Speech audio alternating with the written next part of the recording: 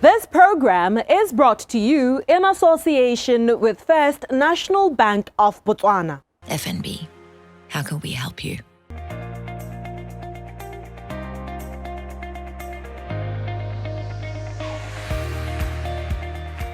It's month end, you're excited that your top Mahiri has pressed enter, your salary debited into your account.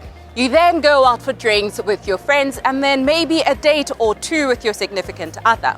After that, you then decide to pay rent and maybe buy some groceries. Before you know it, you are left with a few hundred pula in your account, but it's not even the 10th yet.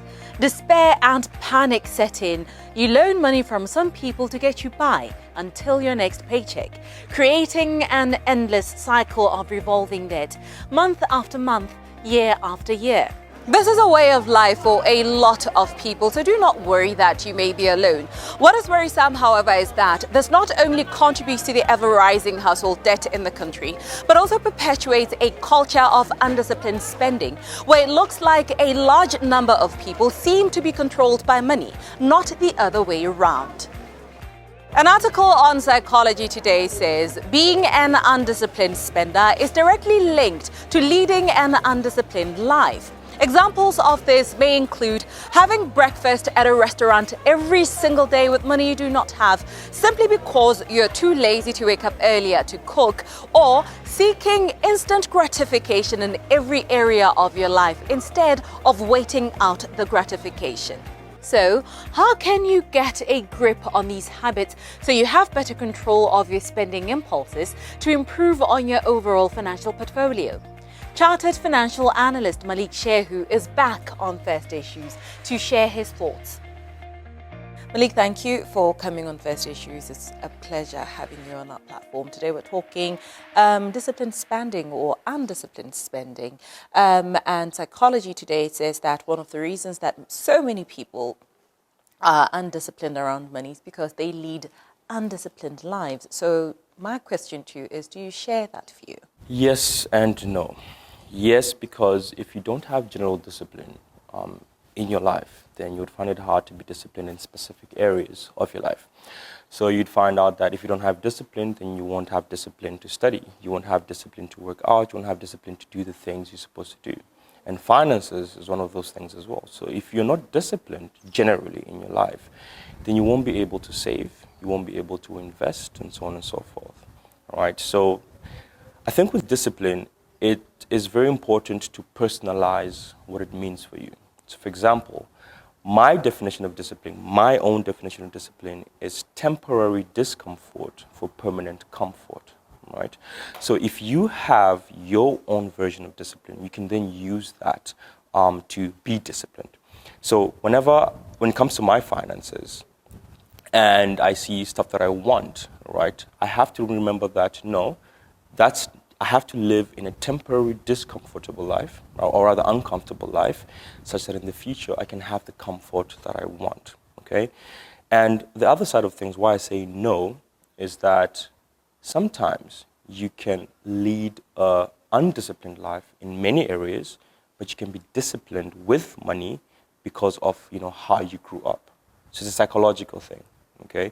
When people grow up in poverty, when they see their parents living hand to mouth and so on and so forth, they can have a weird relationship with money, such that when they have money, they don't spend it because they don't want to ever have to feel like how they were when they were younger.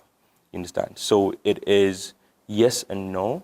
You can lead an undisciplined life, but have a disciplined financial life.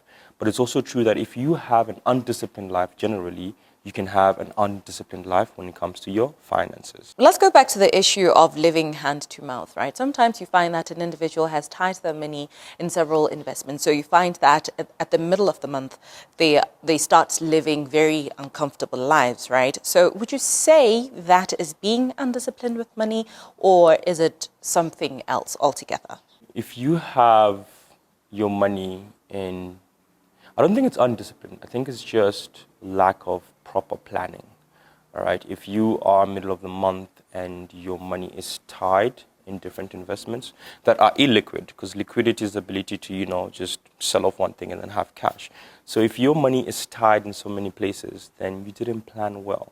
right? So imagine you have disposable income and you decide to run a cash loan, for example, and you give people money for a month, right? So your business, or rather your money, is tied to loans with other people.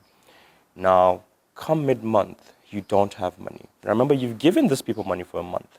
You can't exactly go to them and be like, hey, can I have my money back? Because the agreement you had with them was for a month, right? So it just means you need to have proper planning. If you have 3,000 pool as disposable income, figure out how much you might need to survive the month without any, in case of emergencies and stuff like that. If you give out 2.5 and you're left with 500, then the time you need the money, you will, you would suffer a little bit, right? You'd be uncomfortable. However, if you give up maybe 1 or 1.5, knowing fully well the other 1.5 can, cater for any emergencies, then that's proper planning. Not necessarily you're undisciplined with your money because you are giving it to make an investment, but it's just lack of proper planning. Know how much you need to survive and then plan from there. So this is where your budgeting comes in and all the other things as well. Malik, I'm sure you're aware that individual or household debt is rising in this country, and alarmingly so, right? But this is in spite of various financial services resources or financial management resources that are available to help people be aware of these habits.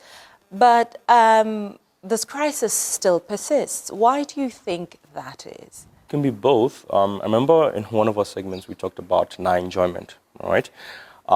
When it comes to telling people what to do with your money, a lot of people don't like to hear that they can't live life and enjoy their money, right? So when it comes to spending, they would rather, there's many reasons. So they would rather not take up these services. One, because they don't want to hear that they can't spend their money however they want.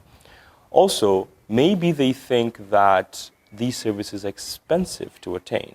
Right? If you go to a financial advisor, they think that, oh, this person will charge me money on how to manage my money.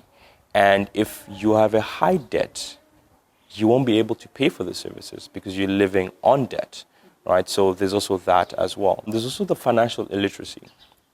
And people just don't know where to get the services from, or they just don't know about money in that regard, right? Another reason could be people want to lead a lifestyle like keeping up with the Joneses. Have you ever heard that expression? Yes. So people want to live a certain lifestyle that they cannot afford because the next person is doing it.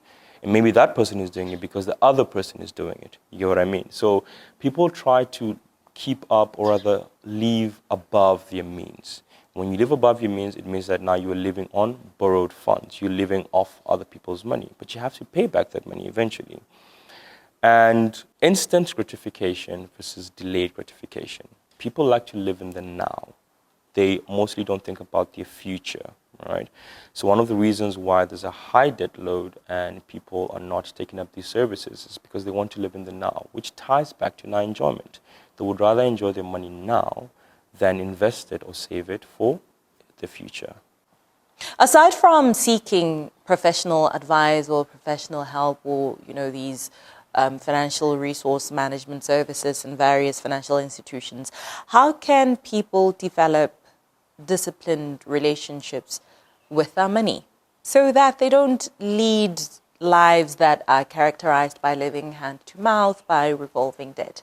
I think with that, and it's very frustrating when you plan around, an example is you owe someone and you are supposed to pay, or rather, let's say someone owes you and they're supposed to pay you and they expect money from somewhere else, all right? So they have the money to pay you, but they don't because they know that from the other person, that's what they'll pay you. But the other person doesn't pay. So right there now you are, annoyed and inconvenienced because they haven't given you their money. So I think one of the things, it all ties back to discipline at the end of the day.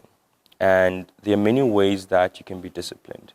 One way that I actually find good is so when you do your budgeting, you know that, okay, this is how much I'm going to get, and this is how much I'm going to spend on my necessities, my savings, my debt, and so on and so forth. And then the rest you can spend, right? You can't eat your rent money. So that's important. You need to pay your rent, you need to pay your water bill, you need to eat. So you need to buy groceries, and so on and so forth. And then the rest of it, you can decide to save. And when you save, put it somewhere where you will be charged high. If you know you lack discipline, then put it somewhere where you know that if you touch it, you would get charged high. So it's like punishing yourself. That if you touch this money, then you know that there will be high penalties for it. Another thing is also to read. We have a lot of social media outlets nowadays, your Facebook, your TikTok, and stuff like that. Just follow financial literacy pages. So in as much as you don't have to go to, your banks or your financial advisor, if you know you can't afford them, or if you know you don't have the time, then you can just, watch these videos on personal finance. And when you learn, then you can go to these financial institutions and learn more about their products, go into their products, and so on and so forth. I talked about this one time. Also self-love, right? I hold a view that if you go into debt, like high debt, where now you are suffering, you don't love yourself enough, right? Because you would rather give other people money than to give yourself money. You'd rather take more debt than save. So think about that as well. It's like, okay, no, do I really love myself enough to pay myself first, to save for my future, to invest for my future? Why is that every month I'm living hand to mouth because I'm giving other people my own money? Understand? So if your money isn't working for you, whether it's income or your debt, because you can take a debt to run a business. So if your money isn't working for you, then there's a bit of not self-love there, and you should work on that as well.